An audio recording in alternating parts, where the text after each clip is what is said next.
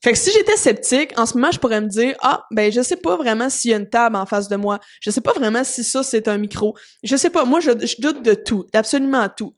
La personne qui est en face de moi en ce moment à qui je parle, je sais pas si c'est une vraie personne. Je sais pas si cette personne-là a une âme. Je sais pas si c'est un robot. Peut-être qu'en ce moment, la pièce dans laquelle je suis en ce moment, ce que je suis en train de faire en ce moment, c'est toute une illusion et c'est tout créé dans mon cerveau, mais je le vis pas réellement.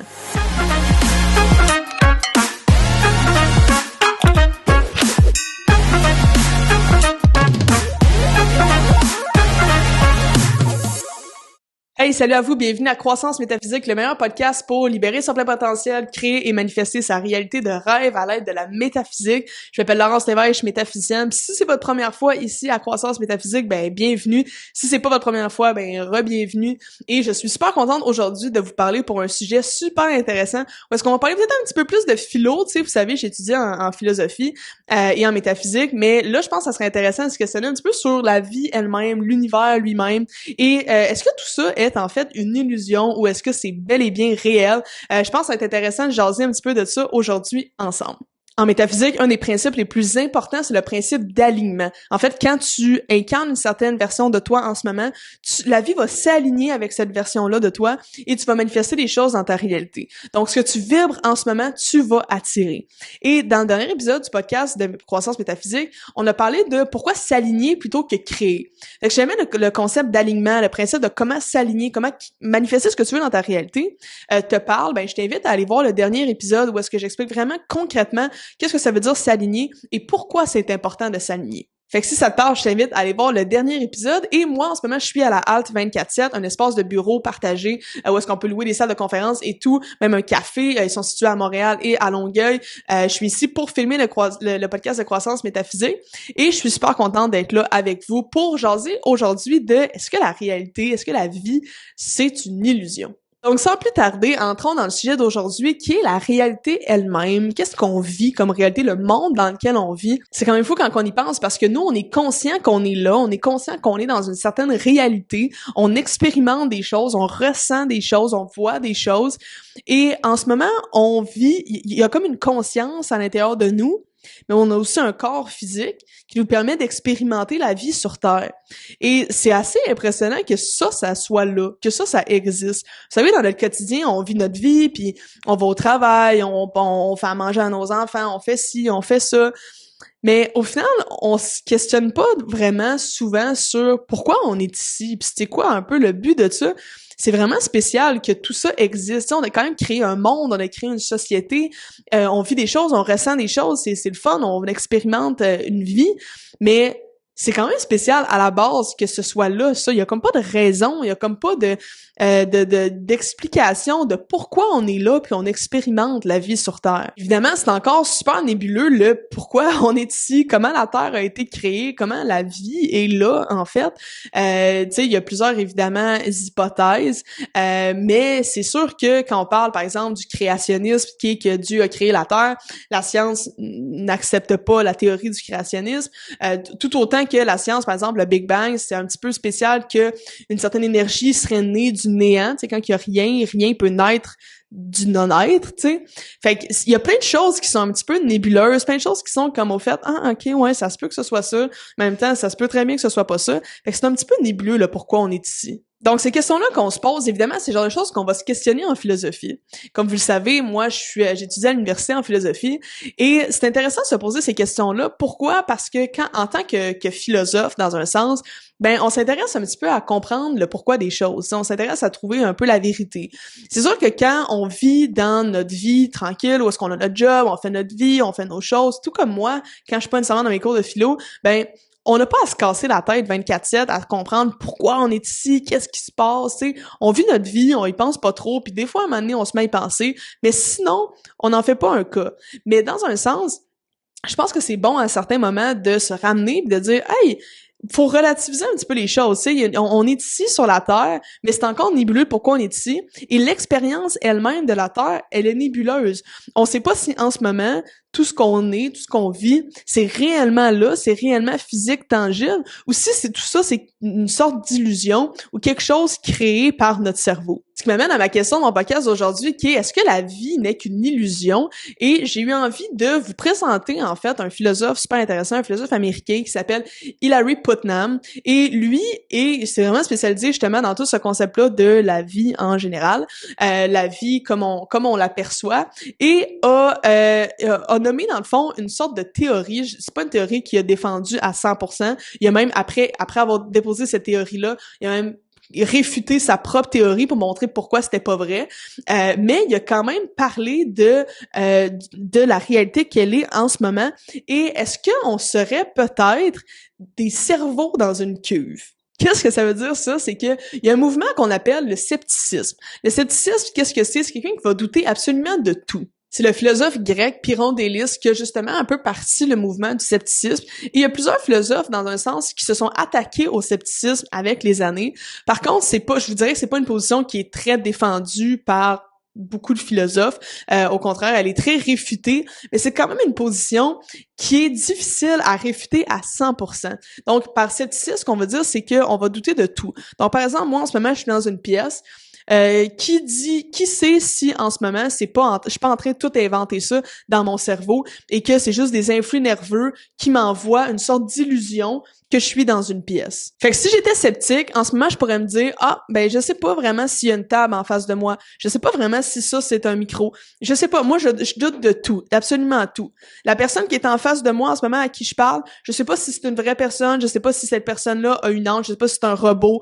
Peut-être qu'en ce moment, la pièce dans laquelle je suis en ce moment, ce que je suis en train de faire en ce moment, c'est toute une illusion et c'est tout créé dans mon cerveau, mais je le vis pas réellement. Comme je vous dis, évidemment, c'est pas un mouvement qui est extrêmement défendu. Par contre, justement, Hilary Putnam, lui, est arrivé avec l'exemple des cerveaux dans une cuve. Donc, qui sait, est-ce que peut-être on serait des cerveaux, tous des cerveaux dans une grosse cuve comme ça, qui fait que en étant un cerveau dans une cuve comme ça, rempli d'influx nerveux, avec rempli de fils qui vont envoyer des influx nerveux, et qu'il y a un genre de scientifique machiavélique qui fait en sorte qu'on vit des expériences. Et que là, en ce moment, votre cerveau qui est dans la cuve reçoit les influx comme ça qui lui dit: tu es en train d'écouter un podcast. Tu es en train de vivre telle expérience. Mais ça, c'est toute une illusion. C'est tout quelque chose qui serait complètement inventé et ce serait comme un film, dans un sens, qu'on se ferait dans notre cerveau, mais qu'on le vit pas réellement. Donc, Hilary Putnam, lui, parle des cérébello-cuviers comme ça, en disant que peut-être qu'on est simplement des cerveaux dans une cuve et que tout ce qu'on vit en ce moment, c'est simplement une illusion. Ce qu'il faut un petit peu avec le scepticisme, c'est que personne adhère vraiment à ce mouvement-là en disant que personne nécessairement adhère au fait qu'on est des cerveaux dans une cuve, que tout ce qu'on vit, c'est une illusion. Mais par contre, personne peut réfuter cette proposition-là à 100%.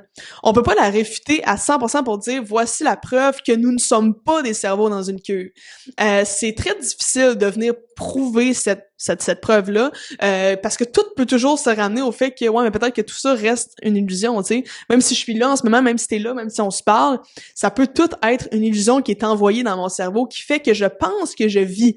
Mais en fait, c'est simplement, comme je dis, des influx nerveux qui me montrent une certaine image d'une supposée vie. Bon, rassurez-vous, là, si vous êtes en train de capoter, vous dire: mais qu'est-ce qui se passe? I was wrong all this time. Je suis un cerveau dans une cuve. Inquiétez-vous pas, vous êtes probablement pas un cerveau dans une cuve.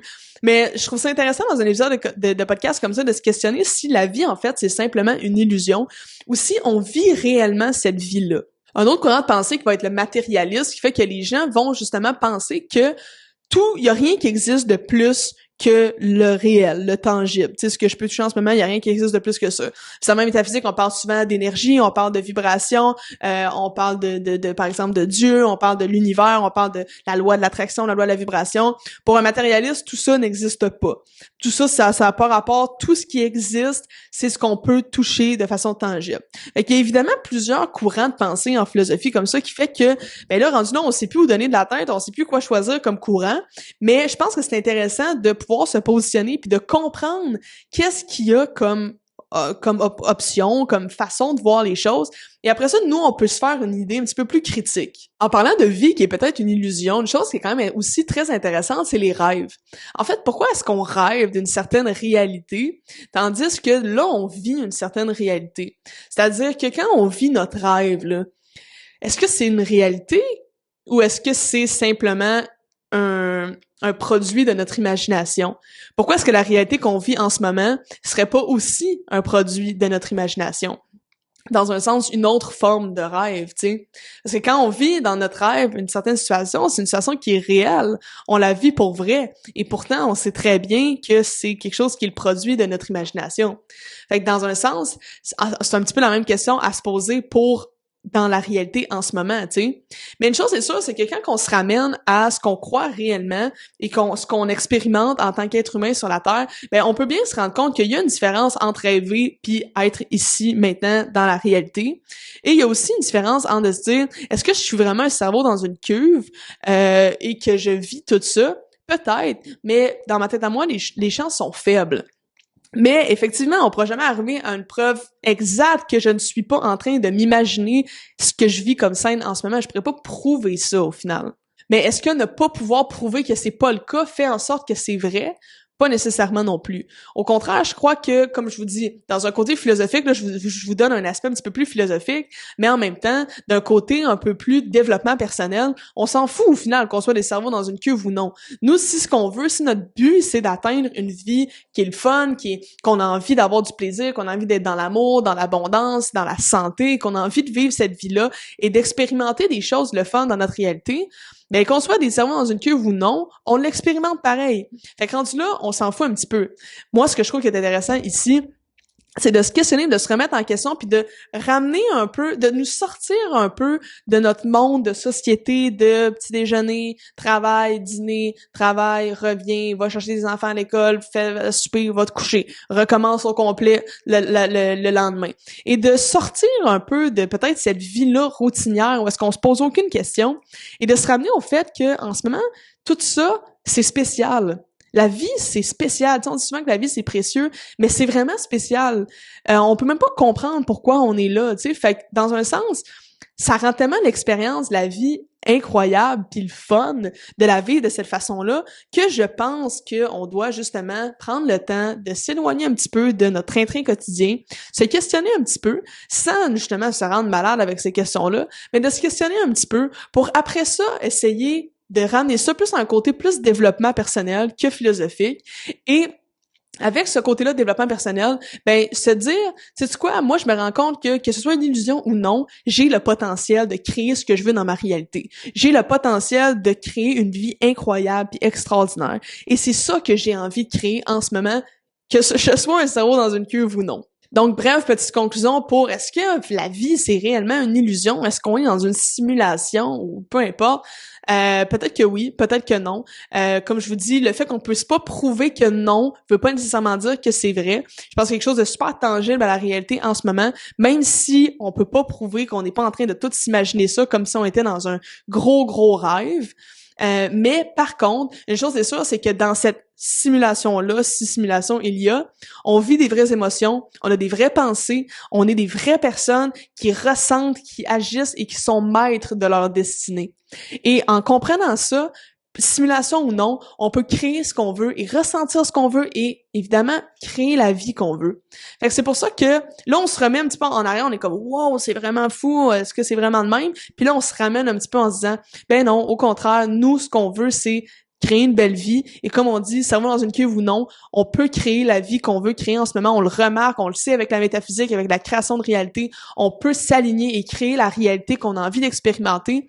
Alors d'un point de vue philosophique, comme je vous dis, cette réponse-là est pas satisfaisante, mais d'un point de vue de développement personnel, elle est très satisfaisante parce que ce qu'on veut, nous, c'est travailler sur nous, manifester des belles choses dans notre réalité et ça, c'est possible que la vie soit une illusion ou non. Fait que j'espère que cet épisode de podcast-là vous a shaké un petit peu, vous a fait questionner, remettre en question des fois un petit peu nos croyances, ce qu'on pense, ou créer des questionnements, des réflexions, qui fait qu'après ça, vous allez vous pousser puis vous grandissez avec ça. J'espère que c'est venu susciter quelques questions à l'intérieur de vous et que vous allez peut-être, évidemment, aller faire de la recherche un petit peu là-dessus. N'hésitez pas à aller voir Hilary Putnam sur Internet. Vous pouvez aller voir son article sur les cerveaux dans une cuve. C'est très intéressant de voir ça. Et aussi voir sa réfutation à pourquoi on n'est pas des cerveaux dans une queue. Honnêtement, c'est quand même assez complexe. Il parle du langage cuvée versus le langage français. C'est pas une preuve qui est, à mon avis, satisfaisante, mais quand même, c'est assez complexe. Mais si ça vous intéresse, je vous invite évidemment à aller vous intéresser un petit peu plus là-dessus sur Internet. Sur ce, merci beaucoup de votre attention aujourd'hui. J'ai été super contente de pouvoir vous jaser un petit peu plus philosophie. C'est une autre partie de moi que j'aime beaucoup et que je suis contente de pouvoir vous avoir partagé aujourd'hui. Point de vue un petit peu plus développement personnel, si ça vous parle de vous développer, d'avoir plus d'outils, n'hésitez pas à rejoindre la communauté du potentiel intérieur. Je mets le lien dans la description. On est plus de 7000 déjà à vouloir travailler sur eux et exploiter notre plein potentiel. Fait que si ça vous parle, je vous invite à nous rejoindre dès maintenant. Et sinon, merci encore pour votre attention et je vous dis namasté.